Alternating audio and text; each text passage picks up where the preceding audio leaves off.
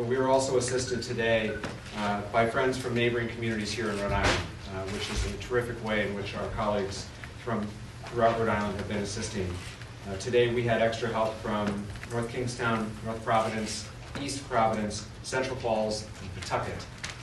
Many other communities have offered to help, and we expect to take that help in the days to come. But through that mutual assistance of our neighboring communities, we were able to provide that additional coverage. Secondly, we were able to provide coverage to our schools today. We did have school here in Providence. I'm glad we had school today in Providence. We'll have school tomorrow in Providence. This is the last week of the semester, and it's important for kids to be in school, and so we're encouraging parents to do what's right for their family. We understand that there are probably difficult conversations happening at the kitchen table right now, but if you're comfortable, you should send your kid to school. Providence Public Schools are open, and we have police coverage at drop-off and pickup times to provide that extra sense of safety and security for our families. I spent the morning out at our schools too, in the neighborhood, to be there for our parents, and they certainly were glad to see an officer helping out. And so, as we've said many times, but it's important to continue to say we're so grateful for the tireless effort of law enforcement, not just to assist with the investigation, but to help all of us feel safe in our home. Scary moments on campus. At this time, I'm going to turn the mic over to our Governor Dan McKee. Thanks, Mayor. And just like all of us, we want to see the individual that pulled the trigger on these young kids identified, apprehended, and brought to justice.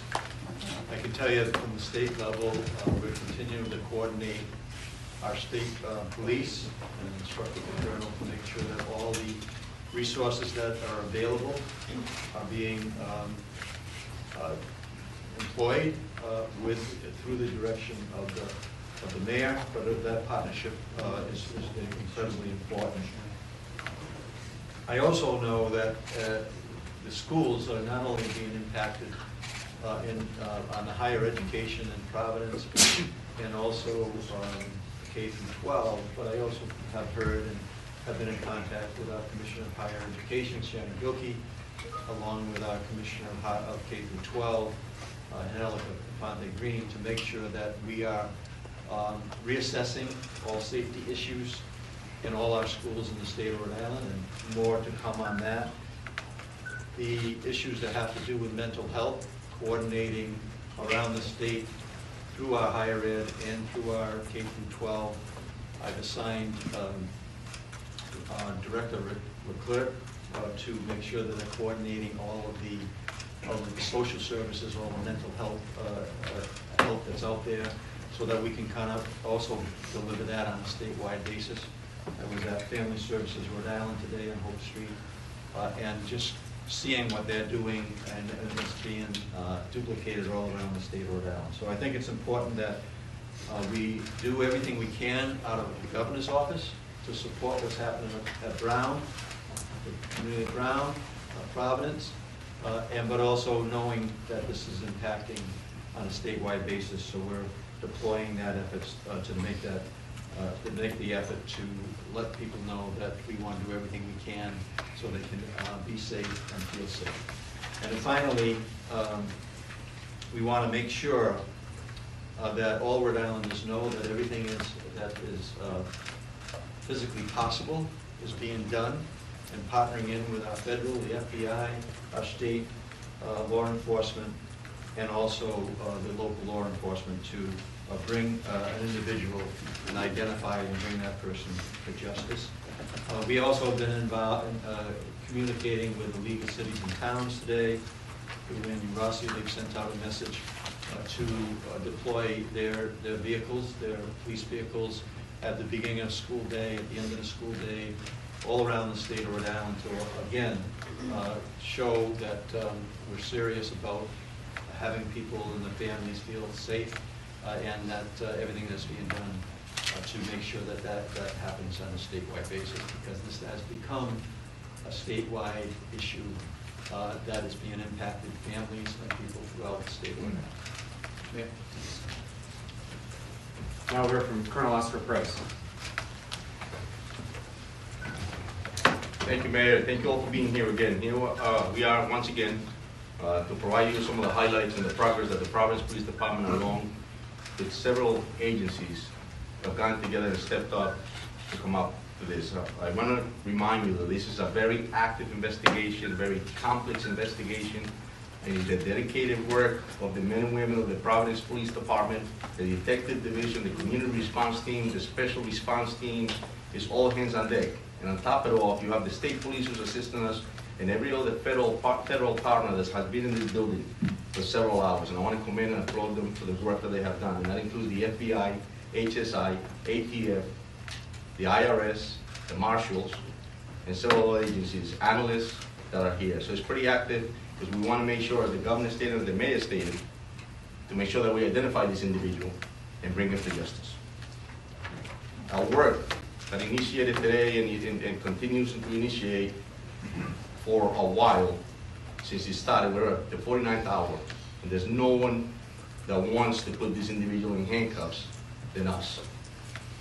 So this has brought us to a new lead, which I momentarily probably will be able to provide you with. It's going to include video of this individual as well as photos of this individual. We're asking the public for assistance to be able to identify this individual. The photos I will be able to show you are coming from the area of Hope Street near Benevolent and Many. And those photos and those videos were retrieved around 2 p.m. on Saturday the 13th. And we believe that that's the same individual that we showed you from the previous video that we released. The public is encouraged to use the tip line, which is pretty active. We have a tip line which is staffed with officers from the Providence Police as well as analysts, and they're taking calls as we speak. And we want the public to use that information that they have that may be beneficial to this investigation. They need to call 401-272-3121 +0. I was going to direct you in order to provide the tips that you are providing to us. As well, you can access the FBI website at fbi.gov/Brown University shooting. Please, I'm going to ask you all to follow our channels to stay appraised of what's going on and to stay accurate. There's a lot of channels and a lot of stuff that's going out there that's circulating the wrong info. And I told you when I first met you that there's appropriate info, there's accurate info, and it's going to come from us. So I please and plead with you that you access those type of channels. Again, we're asking for the public assistance in identifying this individual that we're about to show you, and we'll release this video on Twitter and our Twitter account momentarily. I'm going to turn to the video behind us. I'll be able to show you in a few seconds. Officer Mangan, if you can just activate the videos up. Yes, sir. So this is the first video that we're showing you. This is the individual walking. It's on the sidewalk of Benevolent. And this is prior to the incident. Here we go again with this video too, Mike. Again, you see him walking.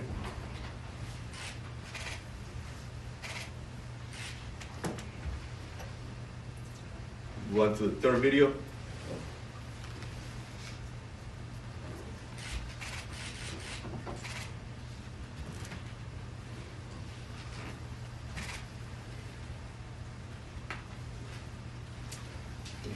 This is some photos of this individual.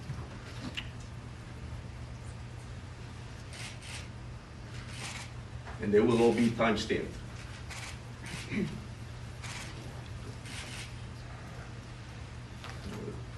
last photo.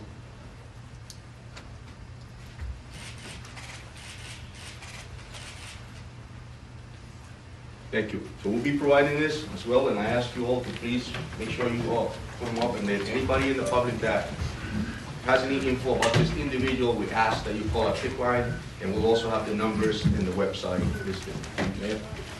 Thank you, Colonel. The last speaker today will be Special Agent in Charge for the FBI, Ted Dox. Thank you, Mayor. Good evening, everyone. My name is Ted Dox. I'm the Special Agent in Charge of FBI Boston. We know there's a lot of public concern of the horrific mass shooting at Brown University on Saturday, and rightfully so. I can assure you that law enforcement team standing before you today has been working around the clock, 24/7, to ensure justice is fully served. While we mourn the devastating loss of the victims and those who are critically injured, the FBI and its partners are dedicated to honoring their memory through a meticulous investigation. Tonight, as Colonel Perez stated, we are renewing our call for the public's assistance in seeking any and all information about the shooter. No amount of information is too small or irrelevant. We are also here to announce the FBI is now offering a reward of $50,000 for information that can lead to the identification, the arrest, and the conviction of the individual responsible, who we believe to be armed and dangerous. We're asking everyone in Rhode Island and beyond to review the new images of the suspect, share them on social media, and come forward if you have any information. You can contact the FBI at 1-800-CALL-FBI, or the tips provided by the police department at 401-272-3121, or you can also provide tips electronically and submit it to tips.fbi.gov. We're also doubling down on our efforts to obtain images and video of the shooter. Those can be submitted online at fbi.gov/Brown University shooting. Our agents and analysts are fully embedded with our law enforcement partners, including Providence and Rhode Island State Police. We are tracking down leads, canvassing neighborhoods, and developing intelligence. And right now, our evidence response teams remain on campus processing the scene. And folks from our lab from Quantico are documenting the trajectories of the bullets to reconstruct the scene. It's painstaking work, and we are asking the public to be patient as we continue to run down every lead so we can get victims, survivors, and their families, and all of you the answers you deserve. Thank you. Mayor, can you tell Chief Oscar to say a statement in Spanish, please, for the Spanish media? Thank you. Gracias, sí, realmente estamos acá esta noche para demostrarles los highlights del progreso que hemos hecho en el departamento y quiero identificar que es una colaboración del Departamento de la Policía de Providence, el personal de este departamento también incluye la Policía del Estado, obviamente los federales, partners de nosotros, como el FBI, el HSI, el ATL, el IRS y también la Oficina de los Marshals también están incluidos.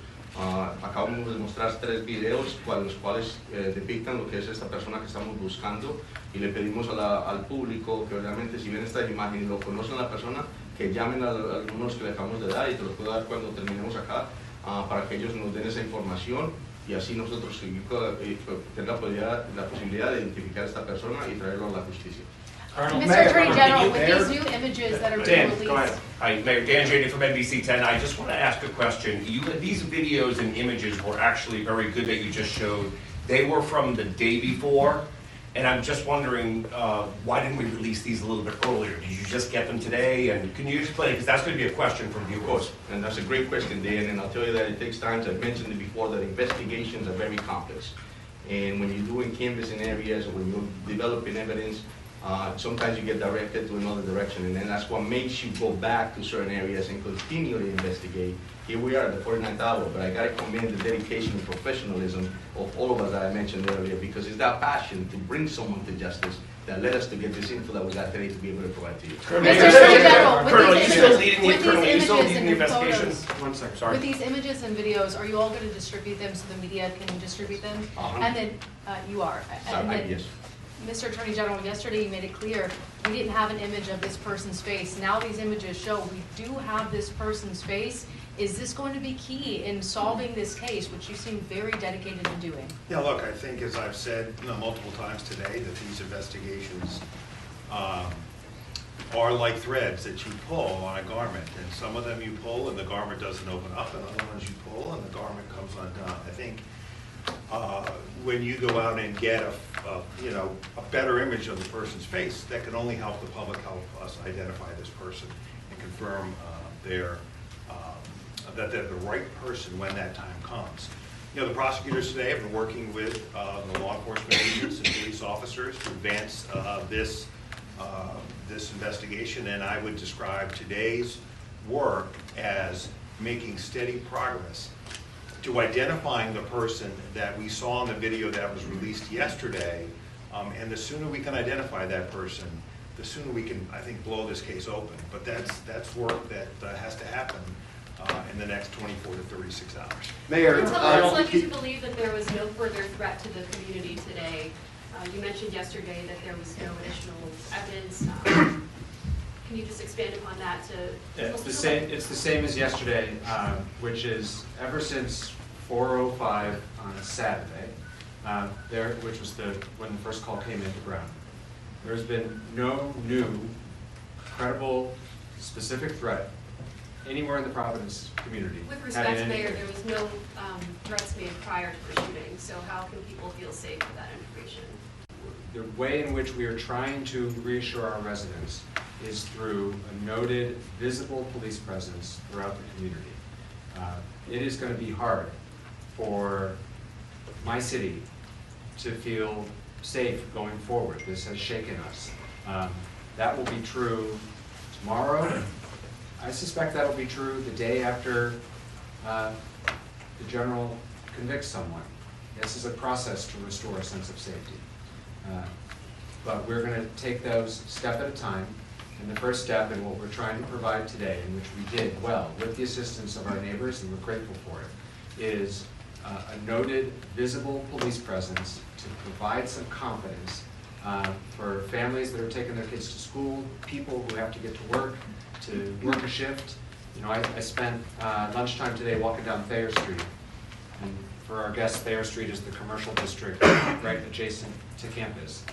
And I talked to one of the women at Antonio's, which some of you know is a pizza by the slice joint, and she said, you know, I didn't want to come to work today, but I needed to work. I needed to take a shift, and that's a very real thing happening in our community right now. But she noticed, she appreciated the fact that there were patrolmen walking up and down Thayer Street. It made her feel a little bit better. And when she comes to work tomorrow, I hope she feels a little bit better after that. That's where we are right now in terms of restoring a sense of safety to the community. And that's what we're going to continue to try to do. Mr. Mayor, Bill, go ahead. Mayor, two questions. Yeah. To that point, a lot of people scared right now, a lot of people confused right now in the city. Can you speak to them directly, summarizing what you just said or any other thoughts from the heart? Your take right now, is Providence safe? Yeah. Providence remains a very safe city, and Providence receives really the best law enforcement, you know, I believe, in the country. And today, especially at this moment, it's being augmented by great professionals of other Rhode Islanders, the state police, and others, and our federal partners. But my sense of the community right now is that this is starting to get very real and very personal. And I heard that today. I heard that last night at the vigil. You know, we're all 2 degrees of separation from one another. And now people are starting to share stories with one another of, oh, my neighbor was nearby, and oh, my friend's kid was supposed to go to that review session but didn't. I'm starting to hear that stories, and I think all the Rhode Islanders in the room are starting to hear those stories. I heard that story again today with one of our customers is one of the teachers. And so it's starting to get very personal for our community, which is hard. And that's, I think, where we are sort of emotionally in the process. But we're here from one another. That's the scary side. The upside is that this is a tight-knit community that looks out for one another. The governor was there. All the officials who were up here with me tonight were with us at Lippert Park last night. It was 10 degrees. It was loosely organized. And yet hundreds of people came out because they wanted to be with one another. They were hugging their neighbors, they were crying, and they were offering each other support. So this community will heal from this. We will move forward. But that doesn't make light of, and I'm certainly not making light of, the fear and anxiety that persists. But the only way we're going to move forward through it is one step at a time, and today's one of those steps. Colonel, can I ask you a question? Colonel, Yeah. do you have any idea what kind of firearm was used in this shooting? Do you know how many rounds were fired? Do you have any details of that nature? It was several rounds. It was a small caliber, actually 9mm firearm was used. And it was several rounds into it, and obviously, as we all know, the casualties and the injured people, it's just terrible, so, yes. Colonel, do you have two questions? Who's the lead investigator on this now? And secondly, what do you believe that a person of interest was doing in that video and those pictures that you obtained? Yeah, so the first question, the lead is, obviously we're taking the lead, but Okay. we couldn't do this job without the assistance, as I mentioned, and collaboration of all the different agencies and municipalities. Okay. This is a team effort. This is important to us. As the mayor stated, it has shocked the city, and a lot of people are concerned. So this is an effort to put handcuffs on somebody, and it takes a whole team to do that. My second question is, what do you think he was doing? Was he staking out the area? Because this was the day before the shootings, correct? Correct. And so, What do you think he was doing? You said hours before or days before? so it was a few hours before, and I'll tell you that at this point, that's all we had. So it was a few hours before what he was doing. We'll be able to find out further once we. Sorry, was that with respect to? John DePietro, Road Patrol Life. Can you talk about, is it unusual to change the direction of an investigation as it's going on? That's a great question, John. I think that, all detectives throughout this nation and in the world understand that when you're investigating a case, it takes different paths. You start somewhere, you start here, and all of a sudden, something else pops up, and you're going in a different direction. And that's what happens. It's complex. And at the end of the day, you have to investigate, you have to pull every rock, you have to look at every video, you have to examine evidence, you have to check ballistics. It just takes a lot of work. You have to interview witnesses, and sometimes that takes you to a whole different path.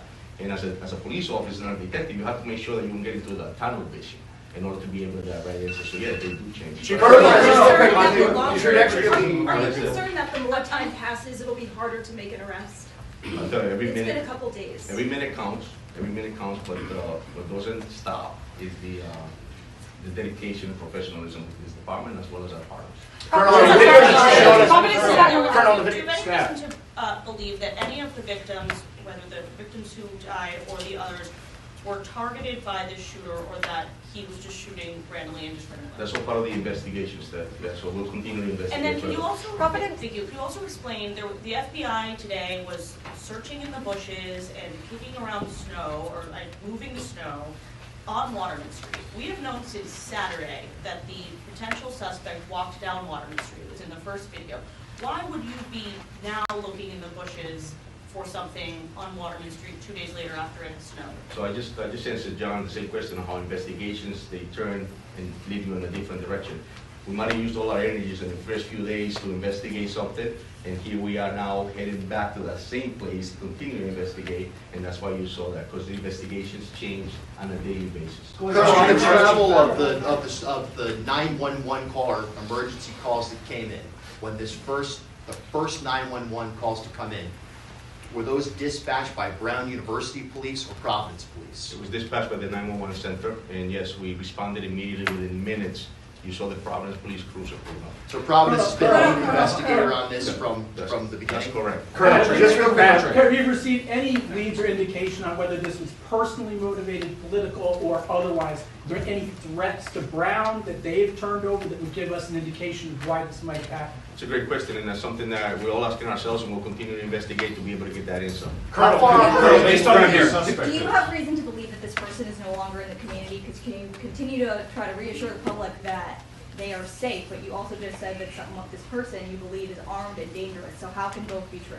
Well, yeah, right, and that's something that's unknown, but like the mayor stated, I'll tell you that we have enhanced enforcement in that area. We have, Steph stated earlier, we have a lot of officers in the area, so in that sense, it's going to be safe. But however, as well, I just want to remind the community that our priority in law enforcement in the city is to keep our constituents safe, keep them informed, and to keep them committed, to understand that we're a professional and dedicated. We're going to put somebody in handcuffs, and we're going to continue to do this job. So But do you have reason to believe that they are no longer in this community, this that's person? something that we're continuing to investigate. Colonel Perez, just real quick, Tom Quinlan, Quinlan, WPRO. On the trajectory of where this guy went from the video that we saw, where is the last place that you have clear video of seeing him? Is it like, are you still getting video from houses in that area? And Colonel Weaver, just real quick, in terms of the state's response, how much enforced patrol, we know about the enforced patrol in Providence, but are you putting throughout the state to keep the highways, keep an eye on the highways? We have increased our patrols throughout the state, and we will respond accordingly to any requests for additional assistance. This is a collaborative effort, not only from our uniform division, but also our detective bureau is embedded here with Providence and our federal partners, and we will not stop until we find out who the suspect is and bring them to justice. Question for Colonel, Attorney you General. said Wait, just real quick, that back to- suspects before. Can you talk about I how? just want to clarify something, because it seems that we're a little confused as far as the video itself. It says 2 p.m. It was the day off, 2 hours prior. So where's the Based last on the house that you pictures, actually have video Let from? me just finish with Go ahead. Go ahead. Thanks, Deb. Where's the last video that you actually have video from in that area? It's in the vicinity of Hope Street, between Benevolent and Maine. And that's before the shooting? That's correct, yes. 2 hours, right? 2 hours prior. Question for Okay, my Attorney turn, General. my turn, Bill. Dan. Tom, this video that you just released, more than anything, is key to wrapping to this case, okay? We have a closer picture of his face, we have a closer picture of his body. Based on that and witness interviews, do you have a new description of the person of interest now? Because he looked like a guy just walking around, the neighborhood. Is there a new description you can give us about him? There is, and it will be on that poster that we're going to be releasing on the images, and the height, weight, and things of that nature are all posted on that. Do you think he Where lives do in you the say area? this area? It's something that we're investigating. Colonel, in other manhunt instances, Oscar, pregunta en español. Desde ayer se han filtrado a la prensa Sí, el nombre, la fotografía y hasta la casa de la persona de interés que estaba bajo custodia. Sí. Si quiere, responde esta pregunta en los dos idiomas. sí. Hoy habían algunos medios haciéndose eco de que había una segunda persona de interés en custodia. Este no es el caso porque no he escuchado absolutamente nada en esta conferencia que se refiera a eso. ¿Me puede usted decir cuánto o cómo están manejando ustedes la información dentro del departamento y cómo se está filtrando a la prensa? Claro. Porque esto crea confusión, obviamente. Sí, sí. So the gentleman just asked the question about how information is getting filtered into the community and out from us. And the question was that past few days, an individual was identified and was detained. And it was a person of interest. We had him here. He's asking, how does that get out to the media? How does that happen? My answer to that is I have no control over what's being released or circulated in the media. Speculations that occur. What we can control is what we give you here. And as I was speaking earlier, that's why it's important for you to get the information from us. So, mi respuesta que hago es lo que pasa es no me doy cuenta cómo se filtra esa información a los medios de comunicación. Es importante que la comunicación venga de nosotros y no de otras partes. Es muy importantísimo porque si hace circular en otros momentos van a especular. Ahora, he also asked, a second question that he asked was that there was information out there that we had a person in custody of interest, a second person. And that's not true, that's incorrect, and I don't know how that's circulated in speculation. So my answer to him is that, no, eso es mentira, hasta el momento no tenemos otra persona en custodia, lo único que tenemos es lo que acabamos de informar. And building on that, Attorney General Go LaRoe. ahead, Chris. There appeared to be an issue with 311 services during Saturday's incident. A lot of neighbors couldn't get notification. Issues were going on there, and has that since been resolved? Yeah, so residents in the city of Providence were notified in multiple ways, and certainly through all of your outlets, all official City of Providence social media outlets, Twitter, Facebook, Instagram, and we pushed out a 311 notice. If you are not, the 311 notification system in the City of Providence, you have to sign up for it in order to receive it. And so 311 notifications did go out. If you are a resident of the City of Providence and you are not receiving 311 notifications, we urge you to please sign up. You can do so at the city's website. 311 notices have continued to go out throughout this entire incident, including up as recently as today, this afternoon, to clarify a false report with regard to a report of shots fired, which was found to be unfounded. We sent out a push notification through 311 to reassure people because in this day and age, there's a lot of misinformation. A lot of people are getting reports through non-official channels and are getting anxious as a result of it. And so 311 notifications are working fine, but you have to register for it. And you have to opt in for text messages. If anyone needs assistance for how to sign up for 311, if you are not tech savvy or if you are having problems, you can call the phone number 311, and we have staff available who will help register you. For all of our community, please know that there are always bilingual calling individuals to take those phone calls. Mr. Attorney General, real quick, you were on CNN this Neighboring morning talking states. about, Colonel. Mr. Attorney General, you were on CNN this morning talking about the person that you spoke, the person of interest from yesterday was here. We have not heard that here today. Can you talk about, you know, is that person of interest still here in the state? Who was he? Was he from Wisconsin? Just, you know, more. Yeah, I think, as I said last night, for those of you who were here, I thought it was really unfortunate that this person's name was leaked by somebody. Is he cleared? Well, let me finish my answer. Was leaked joke. by, was Always a leaked. joke. Excuse me? Why you finish the answer? You answer this question. No, I haven't finished it No, yet. no, no, Ronaldo. you always So- come so with the I'm same gonna- answer. No, so I'm going to finish No, it. no. So,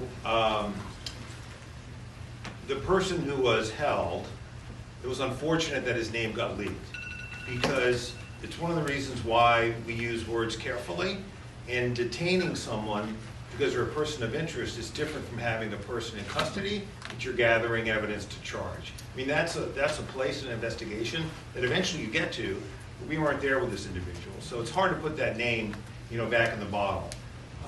He has been cleared. He is not a person of interest any longer. The investigation is now focused in another direction. But I want to clarify something the chief said. That doesn't mean that while part of the team was focused on him, other leads weren't being followed up on. What's critical here is that we reconstruct, and the police know this, our prosecutors are working with them, it's critical that we reconstruct this man's movements, both before and afterwards. My hope is that we will eventually have that pattern. But when you ask staff why are they looking in particular areas, where he was and what his movements are developing as we obtain additional evidence. So that can't explain why people are looking somewhere today as opposed to 2 days ago. We're learning more about his movements as we gather additional video evidence. And that video evidence has been coming in at a much greater degree than it was 12, 24, 36 hours ago. Why, you ask? Some people were away for the weekend, some of these places were businesses. So what the team is doing, there are a bunch of teams doing different things, exploiting electronic evidence, exploiting physical evidence, meaning forensic evidence from the crime scene, canvassing the neighborhoods, and those are the threads that when you pull them, will open this case up. And that has been true over the course of my career, and I'm confident it'll be true again here. Colonel. General, Governor. to that note, General, Yeah, go ahead, Nolan, I'll get out of the way. I appreciate it. And this kind of follows up on what Colonel Perez said about, you know, to the general public to use official Providence Police channels, be it YouTube or whatever. Are we doing a good job here? Is the media doing a good job in the ultimate goal right now of trying to locate this person? Yeah, look, I think part of what's important about these briefings, I give the mayor great credit for doing them, is to help push out information in a case like this to the press and the public to help us solve this crime. That's potentially what it'll take you. Mayor, Mr. Mayor, Mr. Mayor, Mr. Mayor, I want to go back to Brown University, okay? There's been a lot of questions I've heard from a lot of parents today, and it goes back to the question about the alarm and that was installed in 2007. That in an active shooter location, it sends off a notice and tells people what to do. That never went off. I'm wondering, what is Brown's answer? And perhaps even just as important, why isn't Brown here today? As for the decision to activate the Brown alarm, that's a question for Brown. I believe it was asked of the chief of the Brown Police Department the other day. He didn't answer it. You'd have to follow up with him. Okay. This is not a decision that the City of Providence or any of the other law enforcement partners that you see behind me can trigger that alarm. I don't know the answer to that. We continue to work very closely with Brown, and it is no lack of support or there's nothing to read into the fact that they're not here today. Do you have any We concerns about we how have Brown? meaningful, we felt like there was meaningful updates to make with respect to the investigation, the video and photos that we shared today. Brown is not part of those updates, and so we have all of the relevant agencies who are working on this and where we are in this investigation today, and that's why who you see here is here. Do you have any concerns about why Brown didn't have those sirens go off? Have you had those conversations with them?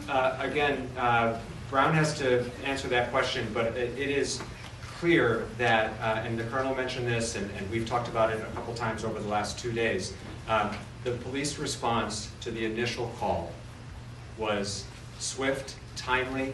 We don't believe there was any, it could not have happened any faster than it did.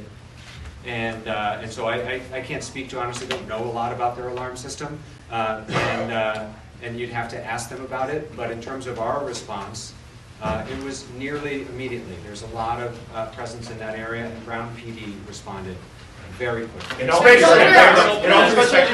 we can't ask Brown if they don't show up. Well, you Colonel have their Perez. contact Okay. information, and I would Mayor, encourage you to especially- please straight back. Mayor, can I- Sorry. Hi, Evelyn with MS Now. Do you have any update on the victims who are still hospitalized? Have you spoken with any of them or their families? I don't, there's no degrading of their condition, but I don't have the latest status of them.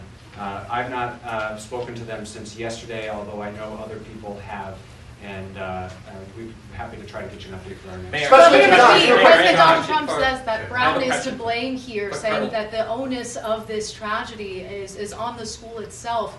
Do you think that's a fair criticism? Do you disagree with what the president is saying in response to this shooting, sir? Who's the question for? I'm sorry. For Governor McKee. Repeat the question, please. President Donald Trump has said that Brown University is to blame for this shooting and saying it's the school's problem. Is that a fair criticism, or do you disagree with what the president I don't think says? it's fair criticism. Colonel. Can you expand on that, sir? Why not? Because Brown University is not collaborating with you guys. You're lying to the press over here. They have facial recognition. We know that because they follow the student, they follow everybody in the neighborhood.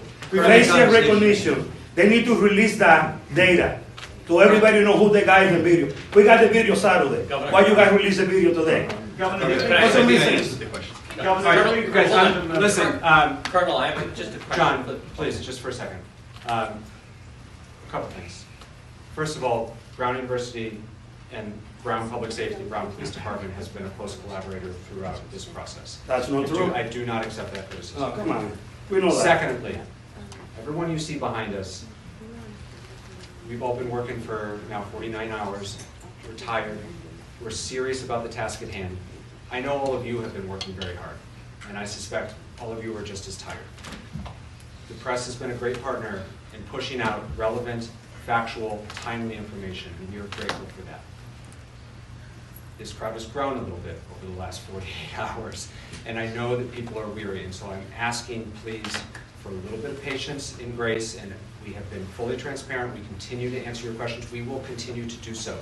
But the best way to inform the public and to ask for their help is for these opportunities to not degrade into baseless accusations, and we will point them out when we hear them. Question for the Colonel. Colonel, we learned, you revealed that the shooter used a 9mm. Now, there's a report the shooter yelled something right before his shot came in. Could you tell us what that was? Yeah, it's a part of the investigation, John. Okay. Yeah. Now, the only reason, hold on, the only reason I asked that, though, is, for instance, like with the Unabomber, his brother recognized the writing. So it's possible a friend or family member might recognize if the person said something that was significant. So Correct. that's why you don't, other than the 9mm, is there anything else inside that auditorium that you could tell us? No, that's correct. And listen, like I said earlier, investigations will bring us to evidence that we need to collect in order to be able to prosecute. But he did yell So something. with that being said, we're going to continue to collect evidence, and if it leads us to something to that nature that's going to be extremely helpful for us to identify somebody, we'll be the first ones to put it out. Are any Alex. Alex. With how much time has elapsed at this point, do you have any evidence that indicates that this person is getting help, or are they a lone wolf in this situation? Yeah, so we'll continue to, those are great questions, Alex, and I think that's something for us to continue to investigate. This is active and it's complex, and so that, we may have an answer to that by themselves, but that's not something that we have ruled out. And we won't do that. So- Next here, please. Colonel, where the Colonel, images are came you from? looking for both a living or a potentially deceased person of interest? We don't rule anything out. Like I told you earlier, this is a complex situation, it's fluid, but we'll continue to do our job in order to be able to get those answers. Colonel, follow up on John's question. Did somebody actually yell? You were describing the suspect, or the person you're looking for, as someone in his 30s, and then you said 20s. From what you've seen, the picture that you've seen, can you now through FBI profiling that's been done, give us a better age and whether or not he has any connection at this point, 49 hours later, to that classroom, that lecture hall, and to the Brown University campus. Can you say that lecture hall was targeted? Because he didn't, we saw the video of him going around the neighborhood that you just showed us, but he didn't go anywhere else into that campus. So can you say that that classroom was targeted? I'll tell you that, what I can tell you is that this individual definitely targeted Brown University. It's clear that we're here speaking about that. And I can also tell you that obviously it's something that we're looking into as far as if there's anything else that he was targeting, but it's all open. Was there another question to that, Bob? I asked you about the approximate age, because Yeah. this is the first time we're seeing his face. And just like with the marathon Yes. bombers, when the authorities finally put those pictures out, Yes. within hours, Yes. those people came up. So now that for the first time the nation is seeing this image, Correct. frontal image of this suspect, Yes. what are you able to, and the SAC from Boston especially, what are you able to now determine? And we have that, and they have been extremely helpful, and we're going to be able to provide that to you so that you can put it on your own website. But do you have that right now? That is actually age right now. Dan's got the last question, and then we're gonna wrap it up. All right, I want to ask two questions if I could, Mayor. To follow up on John's question, did the suspect yell, like has been reported, and there's been some erroneous reporting, but did he yell when he came to the classroom? And how valuable have witness statements been from those who survived? Listen, my heart goes out to the victims, it goes out to the families, and I'll tell you that their cooperation has been extremely helpful. And that, with that being said, we'll continue, and I'm going to respect the fact that, and I hope that they get better, and my heart and soul goes out to them. So. Did he yell though? Did he So say that's something? That's something that we're investigating. We took statements. And Is there any audio from the scene, So, any cell phones? Mayor. Are there a lot of cell phones? there? Quite a Is there few any questions audio? for somebody We're besides gonna, Channel 10. we're gonna wrap it up here. For your planning purposes, we will continue to brief in this location until we say otherwise. Can we just do it in Channel 10? We also, unless there's a significant update, we don't expect to brief further today and expect to do this again tomorrow. Obviously, it's subject to change. Please make sure you're on the press list. If you're not, you can see Josh. That's how notice will be made. But for your planning purposes, that's our expectation. Thank you all very much.